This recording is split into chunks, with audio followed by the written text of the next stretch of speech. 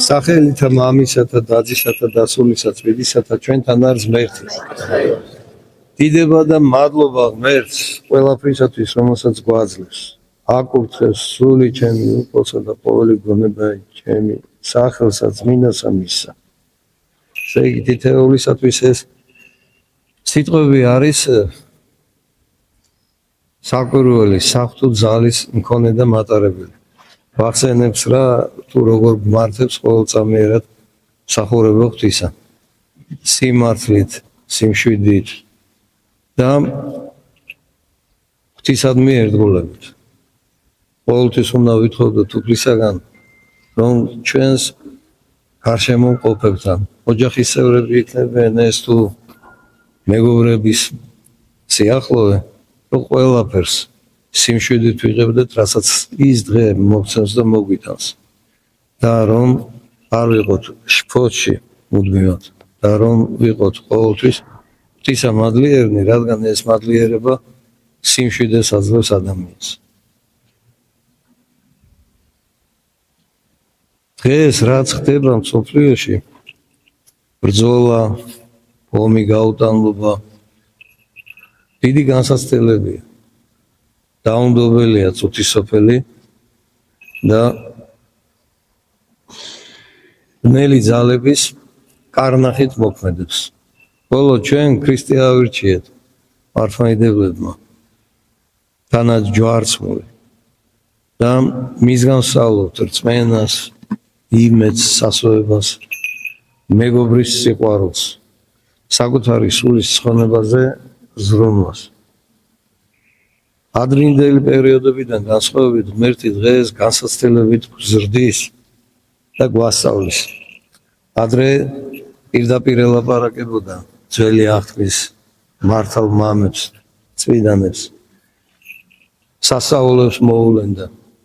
დღეს ჩვენ თავად უფლის მიერ ნათქვამი ქადაგებით, თავად უფლის მიერ განვლილი ცხოვრების გზით, თავად მის მიერ ნაკურთხი წიგნი, რომელიც არის სიცოცხლისა სახარება, ახალი აღთქმა.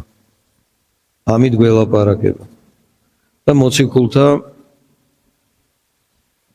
ქადაგებებით, ეპისტოლეებით. მოციქულები უბრალო ადამიანები იყვნენ, არც ბარიშვილობა ჰქონდათ და არც სიმდიდრე და არც განათლება. და ზუსტადაც რომ ემხილოს ეს წუთისოფელი და თავმომწონე ადამიანი. საღვთო ჯულის და საღვთო მადლის მქადაგებლებად უბრალო მეთევზეები დაადგინა და მოიყვანა. ამით ჩვენ დღევანდელებმა უნდა დავინახოთ, გავიაზროთ და შევიმოცნოთ, რომ ღვთისაძალა დიდია, მას ვერაფერი წინ არ აღუდგება და ვინც იყოს ღვთის მორჩილი და მადლიერი, თავმდაბალი, მან მიიღოს ყველაზე აღმატებული სიბრძნე, რომელიც ამ წუთისოფელში ყველაზე დიდია და რომელსაც ვერაფერი ვერ ძლევს და ვერ მოერევა. ამის უამრავი მაგალითი არსებობს. და მოციქული დღეს გვეუბნება და გვასწავლის კიდევ ერთ უბრალო რამეს. განსაცდელი ხშირად ადამიანების მიერ აღიქმება სასჯელად. მაგრამ ვისაც აქვს გულისხმის ყოფა და გონიერება, განსაცდელი არის საღვთო სწავლება.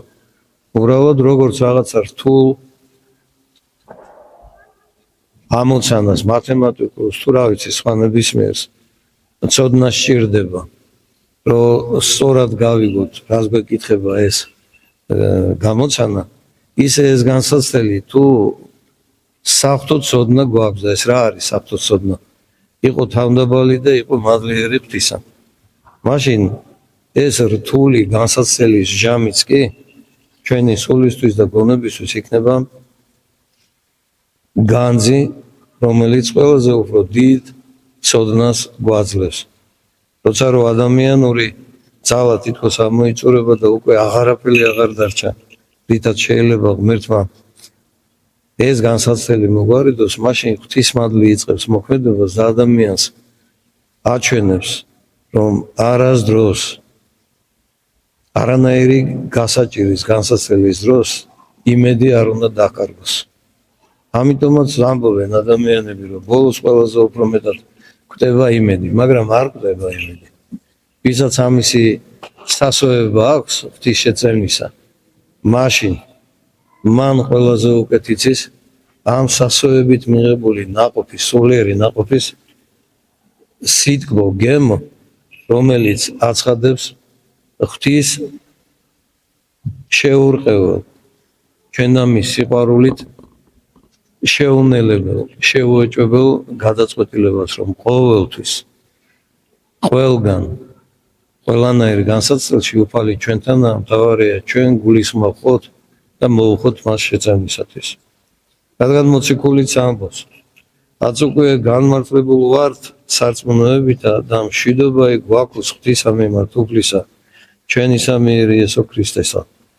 ესე იგი, მშვიდობა ყველაზე უფრო მნიშვნელოვანი ჯილდო არის ღვთისგან მოცემული და ამას ჩვენ ვხედავთ ხორციელი თვალით. თუ არა მშვიდობა, მაშინ ლოცვაც შეუძლებელი იქნება და სწავლაც. გუშინ მოგვიწია კახეთის მხარის წარჩინებული მოწაფეების, ასე ვთქვათ, დაჯილდოებაზე და ყოფნა. ეს უკვე მეოთხე წელი არის, რომ ეს ესე ტარდება. რაოდენ დიდი არის განცდა იმისა, რომ ჩვენს ახალგაზრდებში კიდე არიან შემართული, მულჩაუხრელი შრომისათვის გამზადებული ადამიანები, დაახლოებით 500-მდე ბავშვი იყო, რომლებმაც მედალზე დაამთავრეს სკოლა, მაგრამ ეს არაა საბოლოო მიზანი.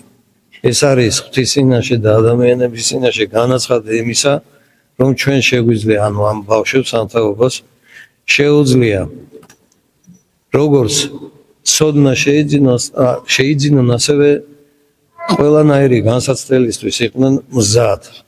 იმიტომ რომ მათ ეს უკვე დაამტკიცეს სკოლაში სწავლის დროს. და ეს ახლა უნდა განარსონ მთელი ცხოვრების განმავლობაში.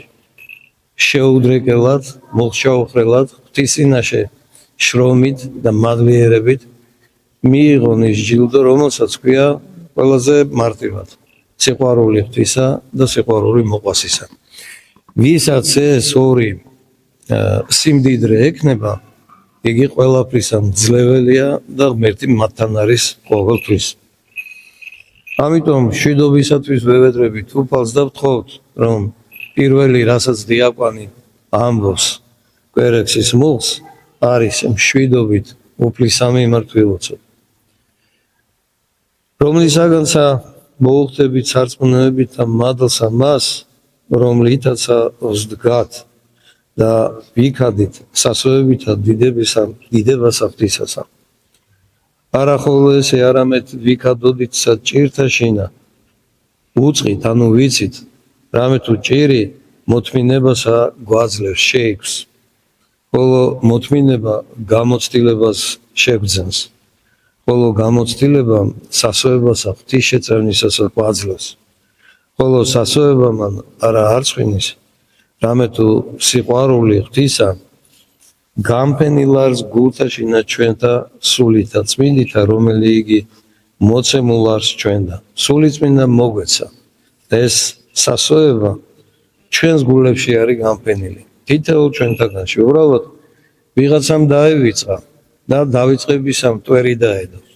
ვიღაცა ამას ყოველთვის იხსენებს და აცოცხლებს და ამიტომაც ფეთქავს და ვიღაცა შემართებით ლოცულობს სახში, მარხულობს, ან თუ რამ სხვას კეთილ საქმეს აკეთებს, გაჭირვებულს ეხმარება, თუ შეეწევა სხვადასხვა საქმით, მათთან ეს ხურვალე გრძნობა არის. ამიტომ მათი სასოებაც ღვთის მიმართ უფრო ღონიერია. რაში შეიძლება გამოიხატებოდეს? არაფერ მატერიალურში. სამაგიეროდ გული მხნიარი და გონება მართლად განსჯის.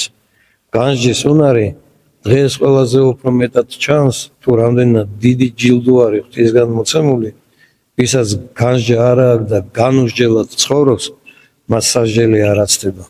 ხოლო ვინც თავდაბლად ღვთისაგან ითხოვს გონიერებას, მას განჯით მიეცემა გონიერება თუ როგორ იყოს თავის ოჯახის წევრებთან, ახლობელ ადამიანებთან, სამსახურში თუ სხვა რამ საქმეზე, როგორ იყოს ამ გონიერებით. რამე თუ ქრისტე ვიდრე იგი ჩვენ ურთიერთღა ვიყვენით, უძლურღა ვიყვენით, ჟანსაოდენ უღმრთოებათათვის მოკვდა, უღრთოთათვის მოკვდა. ანუ როცა ჩვენ იხილა უფალმა ჩვენი უსუსურება სულიერი და ჩვენი დაღუპისა უცილობელი აღსასრული დაინახა, მაშინ ჩვენთვის მოკვდა, რომ თავისი წმინდა სისხლით ჩვენ გადავერჩინეთ. რამე თუ ძნიად ვინმე მართლისათვის მოკვდის, ხოლო კეთილისათვის ვინ უწყის, ნუ უკვე დაიკადრისცა ვინმე სიკვდილი, ხოლო გამოაცხადა თვისი იგი სიყვარული ჩვენ და მომართ უფალმა ღმერთმა. რამე თუ ვიდრე იგი ცოდვილღა ვიყვენით, ქრისტე ჩვენთვის მოკვდა, ჩვენი ცოდვისათვის. გამოგვეხსნა რა ცოდვისაგან და ცოდვის მიერ სიკვდილის ტყვეობისაგან, აც გვმართებს მადლიერებით მისდამი მსახურება და დიდება, ყოველ წამს, ყოველთვის და ყველგან. რადგან უკვე უფროისღაც განმართლებულ რა ვართ სისხლითა მისითა ქრისტესითა. განვერნებთ ჩვენ მის მიერ რისხვისაგან, რისხვას საშინელი სამსჯავროისა. უკვე თუ მტერ რაი ვიყვენით, დავეგენით ღმერთსა სიკვდილით და ძისავნისათა, როდესაც ვიყავით ურწმუნონი და მტერნი სარწმუნოებისა და მართლისა, მაშინ მოგვიმუშაკა უფალმა თავისი საყვარელი ძის სიკვდილით და რამდენ უფროისაც და რაი ვეგენით, ანუ ვართ უფლისანი, სხონდეთ მაცხოვარებითა მისითა, უფლისა მაცოცხლებელი მადლით.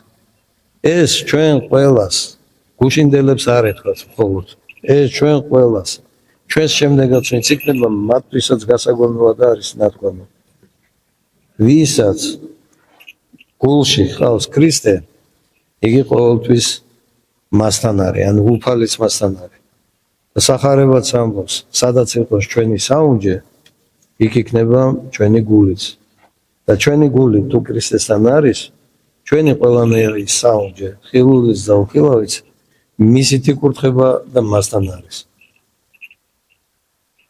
ამ განსაცდელების ჟამს ღმერთს თხოვთ ყველაზე მთავარს, მოგცეს სიმშვიდე და მოგცეს რწმენა და სასოება ჩვენი გულწრფელი თხოვნა შესმენილი იქნება უფლისაგან და მოგცემს ძალას, რომ ერთი პირით და ერთი გულით ვადიდებდეთ მამასა და ძესა და წმინდა სასულსა ძალგონისამდე. ამინ. ჩვენთან არის ღმერთი.